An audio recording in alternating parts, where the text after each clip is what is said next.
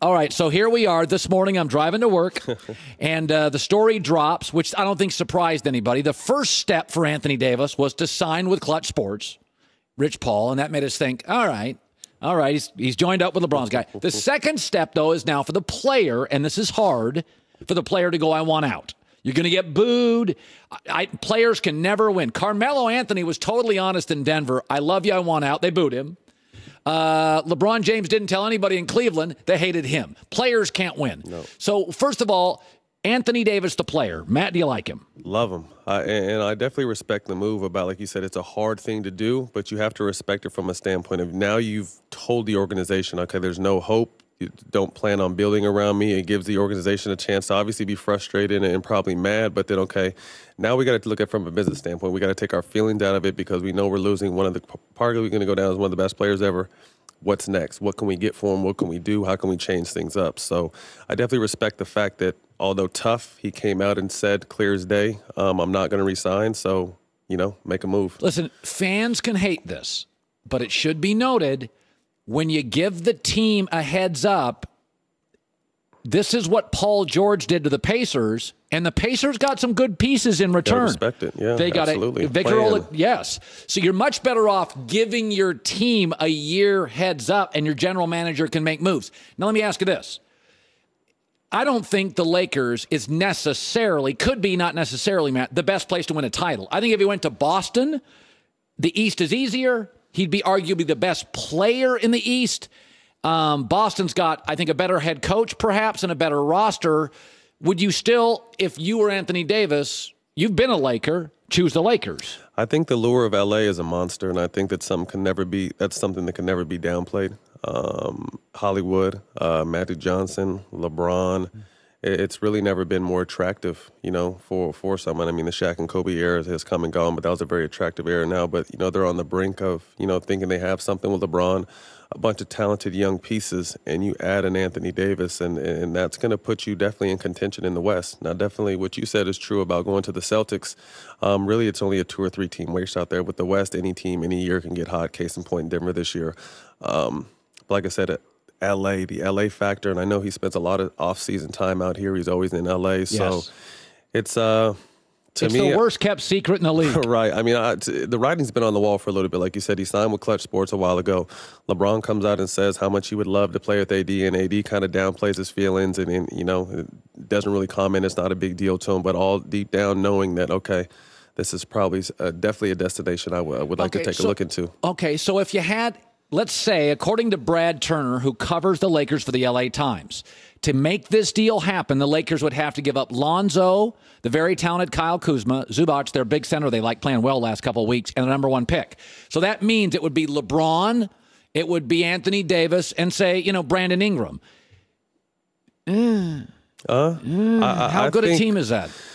I think the ability to get these one-year deals now with these proven veterans is good. I think the Lakers have done that this year in Rondo and Lance Stevens, and finally giving Michael Beasley a chance to play. I love that. JaVale McGee. So there's these vets out here that you can fill in roster spots and do some stuff with. To me, Kuzma is probably the one guy I would try to keep the hardest, not downplaying Ingram or Zoe.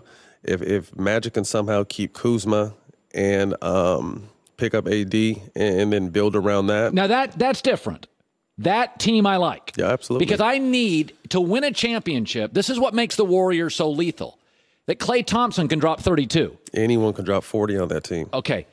The bottom line is Kuzma has shown an ability on more than one night. Ingram has not to drop 28 to 34 points. To go get it. I love Kuzma. He's a dog, and he needs to work on defense and rebounding a little bit more, but I think that comes with maturity and age in this league and understanding what exactly his role is. But I think I said the last time here, to have Kuzma as a third option is nice. Is a blessing. That's a championship team. Absolutely. Okay, Luke Walton. And again, I am not reporting this. It was reported. Jackie McMullen, who I think, Jackie, if you've been around this league, she's a veteran. She's very formidable. If she writes it, it's true. She said there's tension in the building. LeBron's peeps want Luke Walton out. Listen, I think it's fair to say LeBron can be very demanding of his coaches. He wanted Spoelstra out, reportedly, and Pat Riley said no. We like him a lot. Right. David Blatt got moved. Many said it was LeBron's camp. I didn't get it verified, but that was the story out there. What do you make of Luke? Is he, Matt, the right guy? I think Luke is definitely a great basketball mind. When I played there, he and Phil were always talking about strategy and X's and O's, and Luke was right there in the mix. I think Luke is getting a bad rap because obviously the Lakers head coach is probably the hottest seat in professional sports. From day one, I think he knew his days were ticking. So if you don't turn this around and win a championship, you're gone type situation. So the camp situation you speak of is funny. You know what I mean? Because it was all about LeVar last year, and I think Magic pulled an OG card, like, you keep running your mouth and your son is out here. You haven't heard nothing from LeVar. So usually camps don't hold weight. But when this camp speaks, considering Rich Paul is in this camp and Rich Paul has Anthony Davis and Rich Paul, has a voice now with that. So like I said, normally camps, you don't care what camps say, but you kind of have to listen to what this camp is talking about. And if it's either Luke or AD, Luke is going to be a casualty of war because you're pretty much going to do anything you can to get Anthony Davis. I always heard players like Luke. Luke is a great coach's player, a teammate of mine, friend of mine. Like I said, I think it's just he's getting a bad rap. I don't know now whether that's LeBron played with him in Cleveland. Maybe guys didn't respect his playing as a player, because I know a lot of guys, look at that kind of stuff. But as a coach and as a basketball mind, you don't.